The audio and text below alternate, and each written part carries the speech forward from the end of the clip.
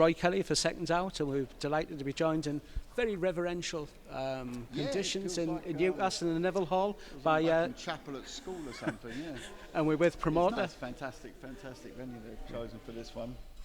My team always like to throw in a surprise, but no, historic place. I don't know what it is exactly. Looks good. Yeah. We're with promoter KALLE SAUERLAND ahead of a very, very big domestic clash. There's a small matter of a world heavyweight title fight at the weekend, but do you think you've got the best British clash of the weekend? In terms of a match-up, I think we're head and shoulders above that. I mean, I think every boxing expert would agree with me on that. Friday night, live and free on Channel 5. Did huge numbers last week with Harlem Eubank. But this Friday is something very special. When you have, two gladiators fighting it out really for not just the British title, but so many storylines behind it. And I believe that the winner goes on absolutely to a challenge for world honours. So it's a lot of that. But then it's the added pressure of, we know the North East. We love the North East for being probably the most passionate part of the country for sport. It's religion up here. The rivalry between the different parts of the North East are also very famous. And I wouldn't like to be the loser on Saturday morning, that's for sure. Yeah. So the pressure, and that's what I was asking on the stage before, is that, people talk about the losers' way back. I do believe, they're both young, and whoever loses has got a longer way back, of course, and the winner goes on and challenges for world honours. But to be the loser up here, wouldn't like to be in buying a coffee down the high street on Saturday morning. You have huge plans for Josh, and you've spelled them out at length on Channel 5 and at previous shows. But do you think you've maybe bitten off more than you can chew with Troy Williamson? He's a great British champion. No, I mean, you to go through and win world titles, you've got to go through levels. And I think this is an ideal level. I don't believe it's quite 50-50 like the experts are making out to be. I think we've got the edge on it, and I just believe skills pay the bills on this one, and I think Josh has got the skills. And despite what Troy said to my question up on the stage about pressure and him being there before, he hasn't been on the pressure that Josh has been under. In a very different way. Josh was built up on Sky super fast after the Olympics. So it was the golden boy of the next generation, together with Josh Boazzi, as we all know. And he lost an early fight in his career, didn't he? And he saw how tough. Then you see the dark side of boxing. People talk about the dark side of boxing. Look what happened to Josh Kelly after that. That's the dark side of boxing, when every critic comes out and says, he was cracked up to be this. And I watched it from the outside as a fan at the time. Wasn't promoting him. The critics that came out were saying, but it wasn't Josh the one was, doing the TV commercials around him, etc., and pushing him like that. So he's been there. Maybe not in a fight like this, but he's been there as a product of the world of boxing. So Friday night on Channel 5, a terrestrial platform, millions of viewers, he's got the perfect opportunity to stick those words right back down the throats where they came from. And if you notice, I've been very vocal about it since we signed Josh, about the way, he sort of came off the pedestal early, and it was written, some experts I have a lot of respect for over, a couple of decades in the sport, who I really like as well. And I'm like, how can you say that about him? I mean, how can you say at that stage of a career? Surely you back your man, and give him a chance. I mean, the guy he lost to very early in his career is now fighting Terence Crawford, arguably the best fighter in the world. So it's a bizarre situation for me watching in from the outside. Then we signed Josh, so I could get vocal about it, but he didn't, and he doesn't, because I think he bottles it up and uses that as channels the energy into now what he's doing, which is the best way to channel negative energy, is it's positive. So he does that very well, but I do think he's going to go out and make a hell of a statement Friday night. That's my personal prediction. Do you think it makes it even a better story that he's doing it live on Channel 5 and in front of a huge audience? Yeah, I think that anything,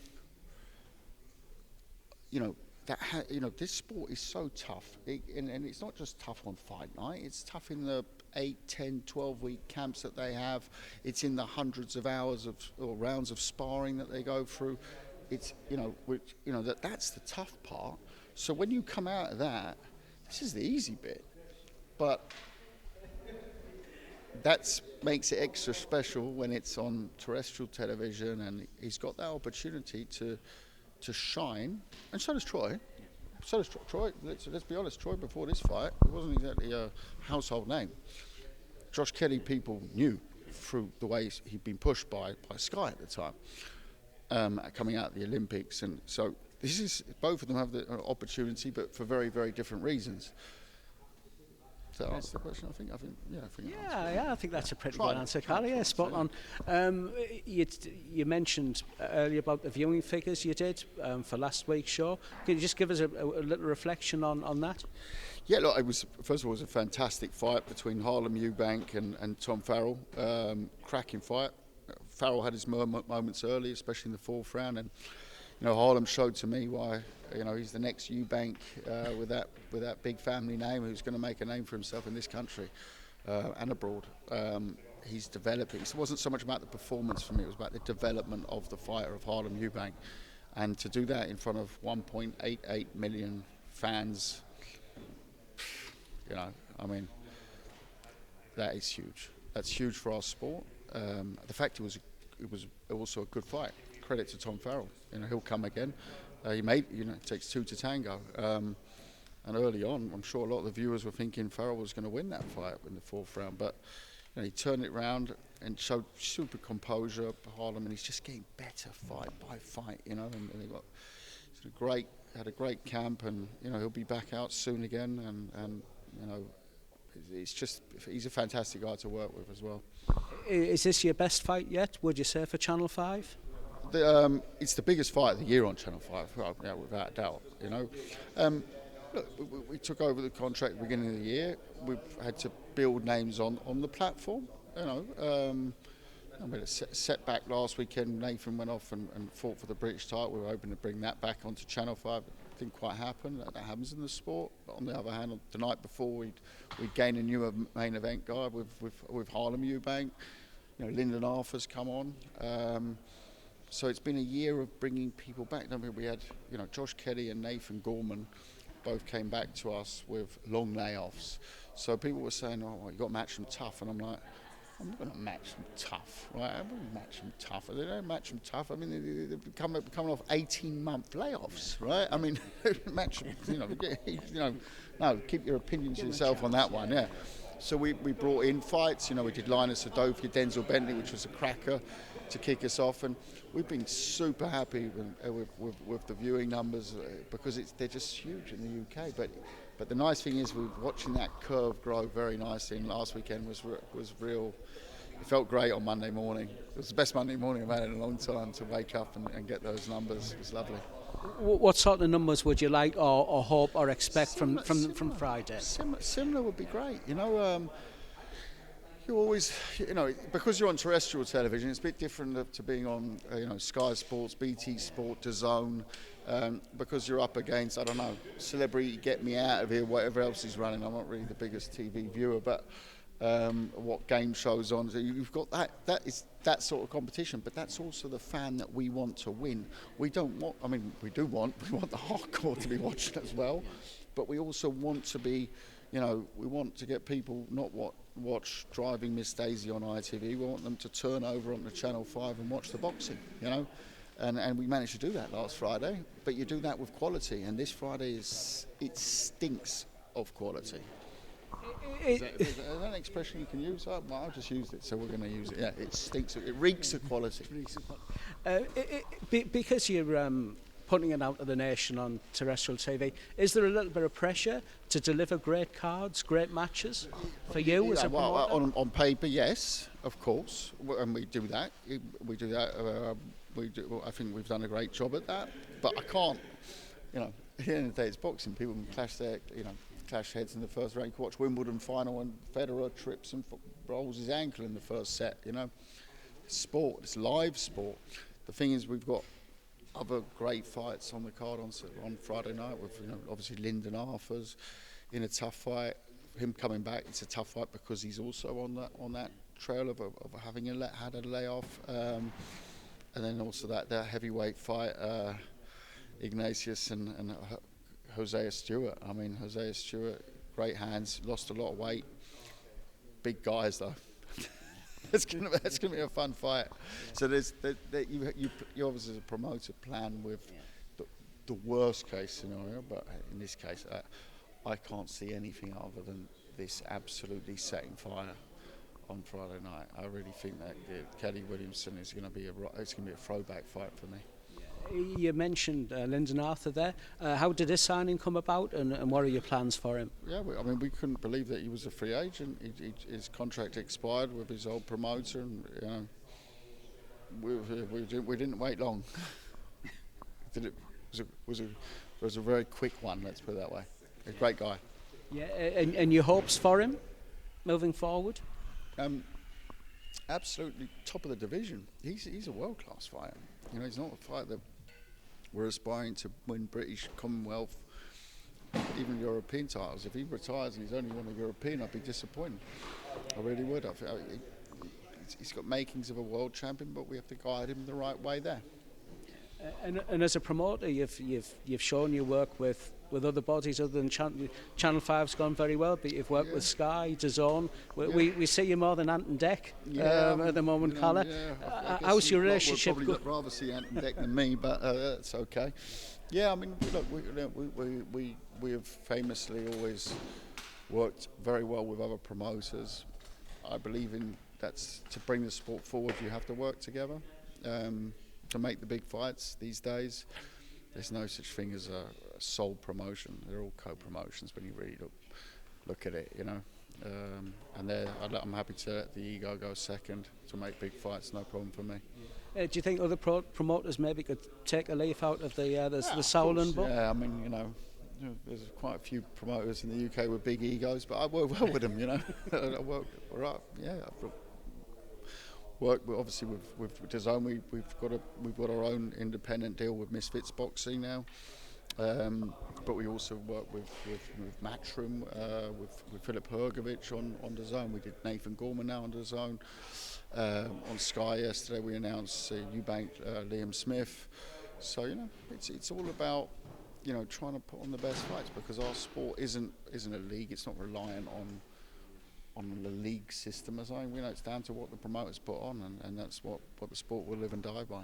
Yeah. You've had a little bit of involvement in heavyweight boxing over the years, Kalle. A little experience on that front. What did you make of the Dillian Whyte and Jermaine Franklin fight last week, and how did you score it? I'll be totally honest with you. I only saw the last 4 rounds. I haven't caught up with it. I've just had too much on, and I left the arena after the Gorman fight.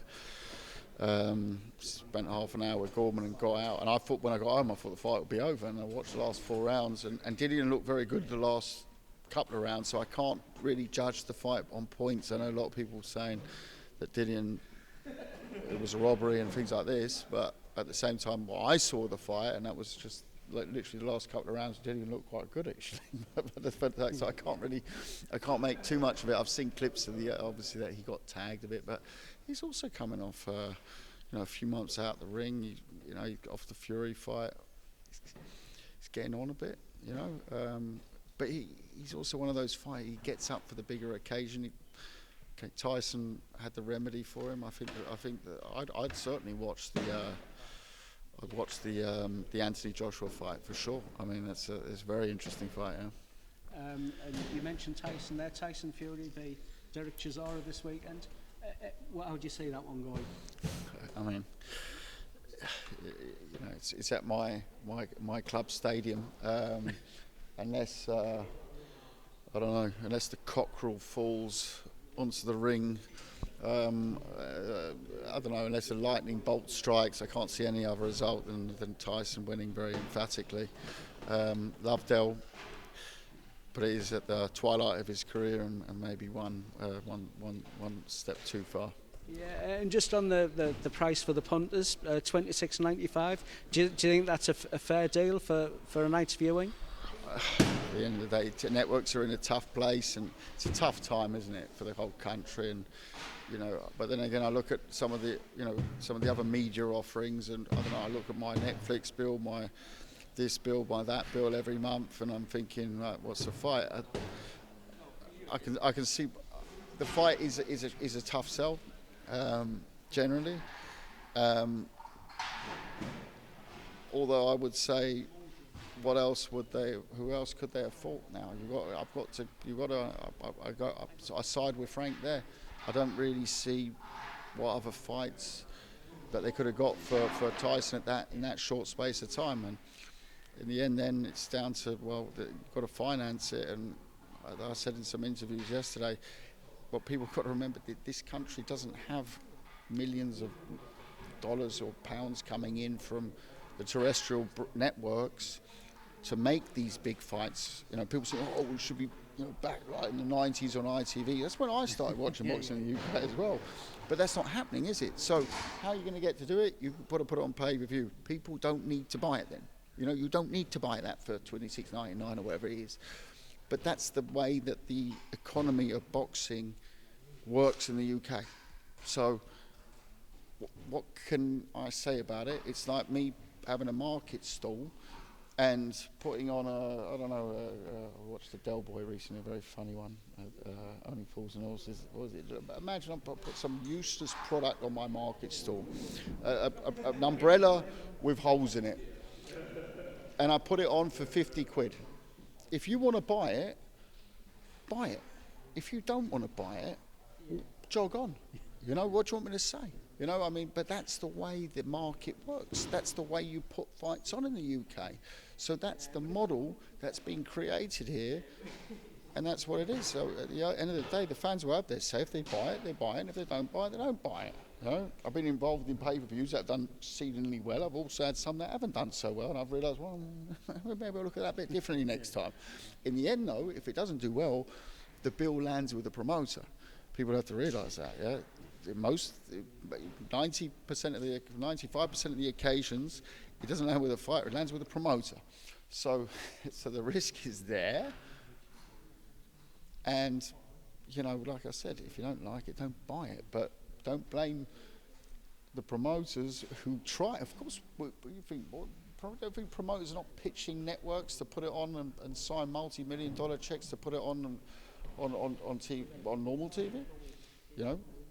I think boxing could do bigger numbers than certain football matches. But what's the Premier League coming in at? 35 million a game if you break down the contract? So don't say, oh, the greedy promoter or the greedy boxers, I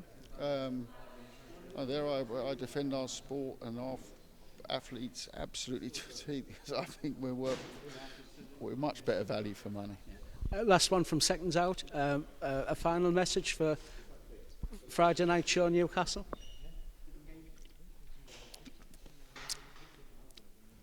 The northeast is about to start boiling over. The snow outside is going to melt. Not that it's snow outside, but it's very cold. It's going to be absolute cauldron of emotion, throwback boxing, and a lot of bragging rights at stake as well, to boot. Many thanks for your time, Kalle. Thank you. Thank you.